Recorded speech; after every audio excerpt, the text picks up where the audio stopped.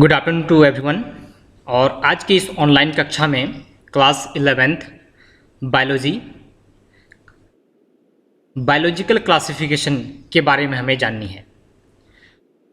Biological classification,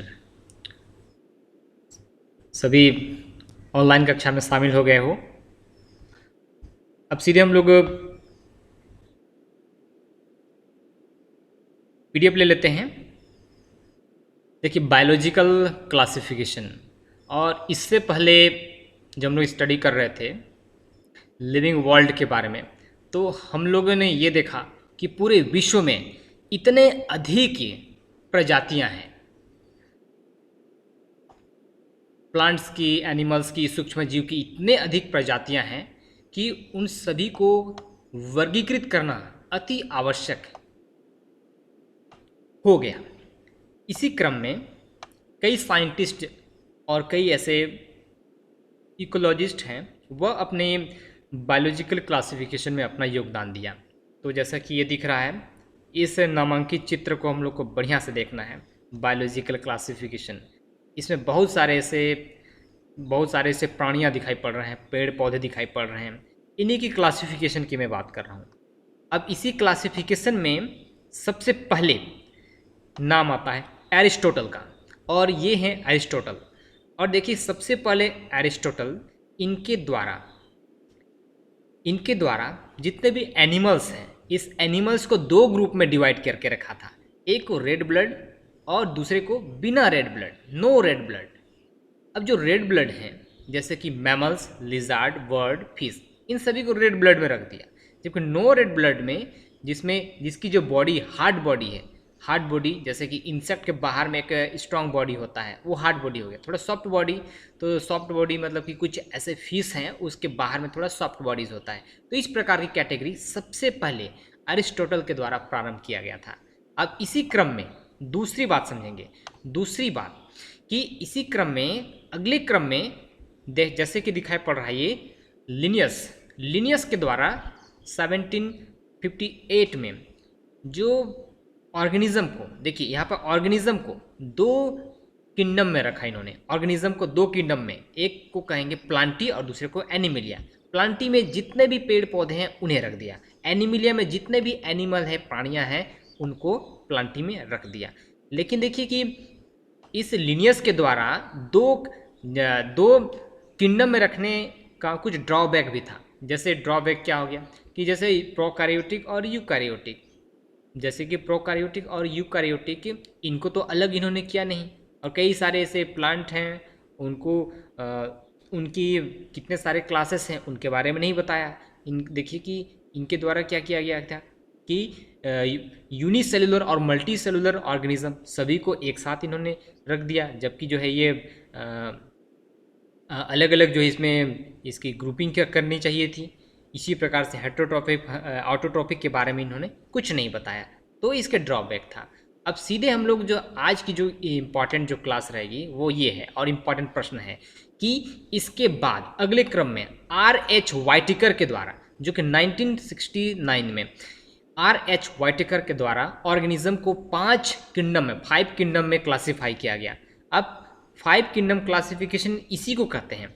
अब वो 5 जो किंगडम था, 5 जगत जिसे कहेंगे, जिसको हम लोग याद रखना रहेगा कि पहला जो जगत है मोनेरा, प्रोटिस्टा, फंजाई, प्लांटी और एनिमिलिया। 5 किंगडम जो है एक्सप्लेन किया गया किसके द्वारा? ये R.H. वाइटिकर के द्वारा। ये R.H. वाइटिकर हैं, इनके द्वारा 5 किंगडम दिया गया। अब देखिए, 5 जो किंगडम दिया गया, इसमें भी इनके द्वारा कुछ को आधार मान के इन्होंने 5 जगत को डिवाइड किया। सबसे पहले उन्होंने जो आधार माना कि कोई भी ऑर्गेनिज्म है, उस ऑर्गेनिज्म में कि सेल वॉल किस चीज़ से बनी हुई है, सेल वॉल के प्रकार, सेल वॉल को आधार बना। सेकेंड में कि न्यूक्लियर मेम्ब्रेन, तो देखिए कि न्यूक्लियस में जो न्यूक्लियर मेम्ब्रेन होता है उसको आधार माना। कि बॉडी की ऑर्गेनाइजेशन, उसके शरीर की संगठन किस प्रकार से, उसको आधार माना। मोड ऑफ न्यूट्रिशन, कि न्यूट्रिशन की मोड किस प्रकार से, कि भोजन स्वयं बनाते हैं कि वो दूसरे के ऊपर डिपेंड है, इस प्रकार को आधार मान के इन्होंने 5 जगत जो है क्लासिफिकेशन किया। अब समझेंगे एक एक के बारे में कि मोनेरा जगत। देखिए, मोनेरा जगत में हम लोग को एग्जाम्पल में सोच लेना है कि इसमें बैक्टीरिया आते हैं, और बैक्टीरिया में तो सेल के जो टाइप होते हैं, इसे प्रोकैरियोटिक है। इस बात को ध्यान रखना है कि प्रोकैरियोटिक, और प्रोकैरियोटिक मतलब कि primitive cells, eukaryotic advance cell. तो देखिए कि मोनेरा प्रोकैरियोटिक में आता है, जबकि प्रोटिस्टा, फंजाई, प्लांटी और एनिमिलिया ये सभी यूकैरियोटिक है। इस बात को समझनी है।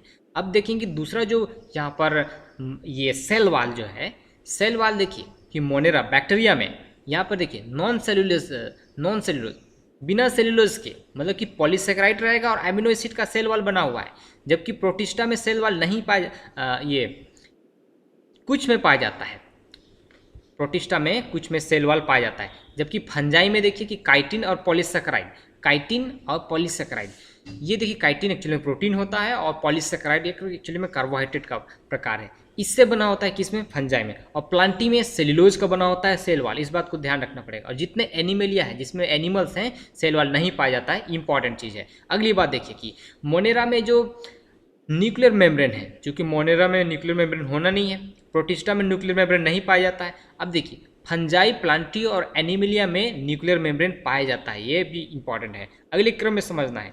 बॉडी ऑर्गेनाइजेशन, तो बॉडी ऑर्गेनाइजेशन में मोनेरा तो सेलुलर है, एक कोशिकी है, यूनिसेलुलर है, प्रोटिस्टा भी यूनिसेलुलर हो गया, सेलुलर सेल लेवल का होता है, जबकि फंजाई, प्लांटी और एनिमिलिया ये मल्टी सेलुलर लेवल के होते हैं। और यहाँ पास देखिए कि प्लांटी में ऑर्गन पाया जाता है, जबकि जो एनिमिलिया है यहाँ पर सेल होते हैं, टिश्यू होते हैं, ऑर्गन होता है, पूरा एक ऑर्गन सिस्टम यहाँ पर होता है, इस बात को समझनी है। अगले क्रम में हमें ये जाननी है कि मोड ऑफ न्यूट्रिशन। देखिए मोड ऑफ न्यूट्रिशन मतलब कि किस प्रकार भोजन लेते हैं, किस प्रकार भोजन वो कंज्यूम करता है, तो मोड ऑफ न्यूट्रिशन कहलाएगा। तो देखिए मोनेरा क्या होता है कि वो ऑटोट्रोपिक होता है, ऑटोट्रोपिक मतलब कि भोजन खुद बनाना ऑटोट्रोपिक होता है। तो उसके लिए देखिए फोटोसिंथेटिक प्रोसेस पाया जाता है, तो फोटोसिंथेटिक प्रोसेस से फिर फोटोसिंथेटिक प्रोसेस तो प्रकाश संश्लेषण करेगा, कीमोसिंथेटिक मतलब केमिकल रासायनिक पदार्थ का संश्लेषण करेगा, सेप्रोफाइटिक मतलब कि सड़े गले जो भोज्य पदार्थ है वहाँ से भोजन ले लेगा।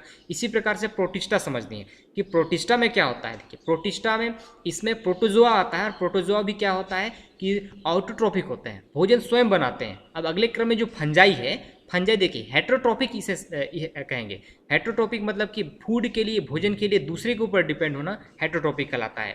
समझिए कि प्लांटी में समझना है, जैसे सभी को पता है कि प्लांटी में जो जितने भी प्लांट्स होते हैं वो क्या होते हैं, स्वयं स्वपोषी होते हैं, ऑटोट्रोपिक कहलाता है।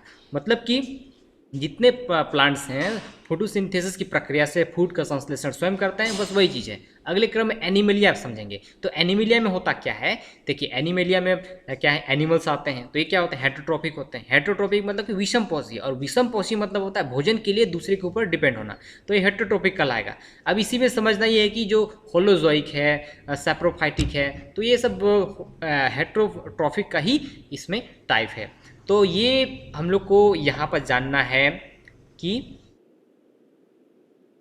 5 किंगडम के बारे में यहाँ पर जानना है। तो यहाँ से किसी को कोई डाउट, कोई क्वेश्चन है तो पूछो। जैसे कि मैंने बताया कि ऑर्गेनिज्म को क्लासिफिकेशन इस प्रकार से किया गया है। किसी को कोई डाउट है?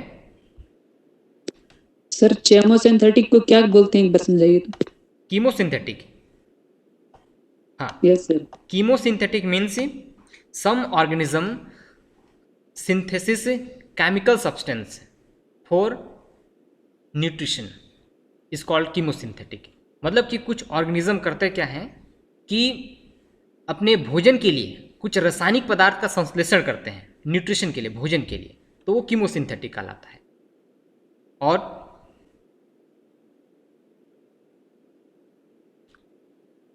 कोई क्वेश्चन?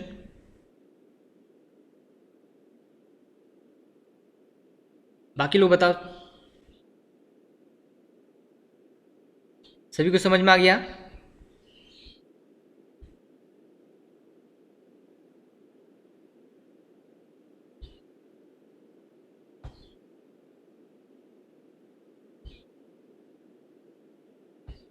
क्यों, बाकी लोगों को समझ में आया कि नहीं? प्रीति मांझी, प्रीति यादव, पूर्णिमा नेताम, संजना लकड़ा, समझ में आया कि नहीं बताओ जल्दी से। अंकुर भगत, आकांक्षा तिर्की, आ गया सर।